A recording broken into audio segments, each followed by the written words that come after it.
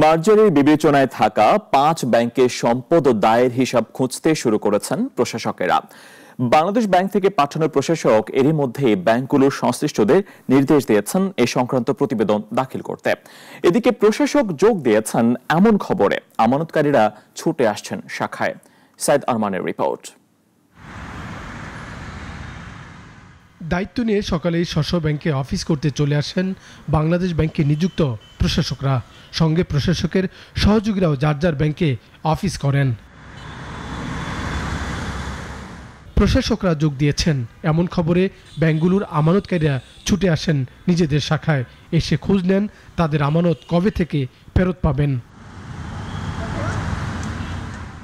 Exim ব্যাংকের corporate শাখার গ্রাহক অধ্যাপক ডক্টর আবুল খায়ের জাহাঙ্গীরনগর বিশ্ববিদ্যালয়ের সাবেক এই শিক্ষকের মেয়াদি আমানত এই ব্যাংকে, কিন্তু তিনি তার মুনাফার অর্থ পাচ্ছেন না, ফলে ব্যাহত হচ্ছে তার চিকিৎসা জীবনযাত্রা। আমার প্রয়োজনে যখন যেটা পাচ্ছে সেটা যে আমার মেডিকেল ট্রিটমেন্ট, আমার অন্যান্য যে পারিবারিক প্রয়োজন, মাসের খরচ। I M a retired person.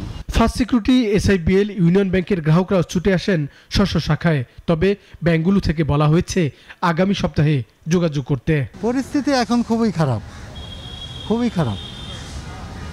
নাইলে আর কি করবো, এই যে আইসা হয়রান হইতে হয়, মানে টাকা পাচ্ছি না, এই সমস্যা, আর কিছু না। না আসলে ব্যাংকের খারাপ, দেশেরই তো অবস্থা খারাপ, তো ব্যাংকের অবস্থা তো খারাপ হবে, দেশের পরিস্থিতি তো ভালো না।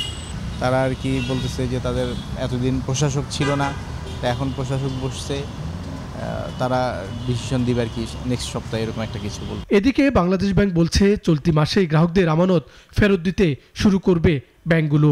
যাদের খুবই ক্রাইম নীতি, এই মুহূর্তে আমাকে টাকা উত্তোলন করা খুবই অত্যাবশ্যক, কিন্তু সেই টাকাটা এখন উঠাতে পারছি না।